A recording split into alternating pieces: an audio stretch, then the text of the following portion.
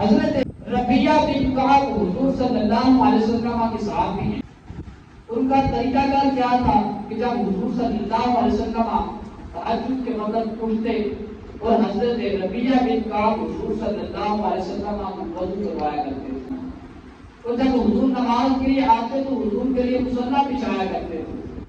لیکن حضور صلی اللہ علیہ وسلم غیر رحمت جوش میں آیا اور کہنے لگے کہ ربیہ مانگ آج کیا مانگتا ہے، مانگ آج کیا مانگتا ہے.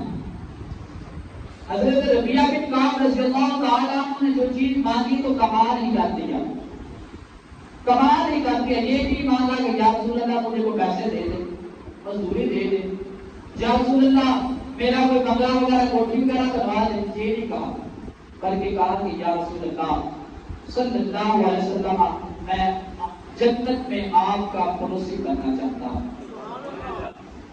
جنت میں آپ کا پڑوسی بننا چاہتا ہوں. یہ صحابہ کی شان ہمیں دنیا سے کوئی مطلب نہیں ہے، صرف آخرت کا ایک کوٹھی تلاش کر رہے ہیں کہ ہماری آخرت کی منزل کیا ہوگی، ہمارا آخرت میں گھر کہاں ہوگا. دنیا کے گھروں سے کوئی رشتہ نہیں ہے، دنیا کی کوٹھیوں سے کوئی تعلق نہیں ہے. حضور فرمانے لگے کہ ربیہ مانگ کیا مانگتا ہے؟ یا رسول اللہ صلی اللہ علیہ وسلم جنت میں آپ کا پڑوسی بننا چاہتا ہوں. حضور صلی اللہ علیہ وسلم کا جواب سنیے.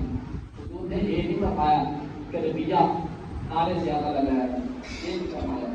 اور یہ بھی نہیں کہا کہ ربیہ زیادہ زیادہ نہ محفلیں کیا کر، یہ بھی نہیں کہا، بلکہ کہا کہ ربیہ اگر جنت میں میرا پڑوسی بننا چاہتا ہے تو رب کی بارگاہ میں زیادہ سجدے کیا کر،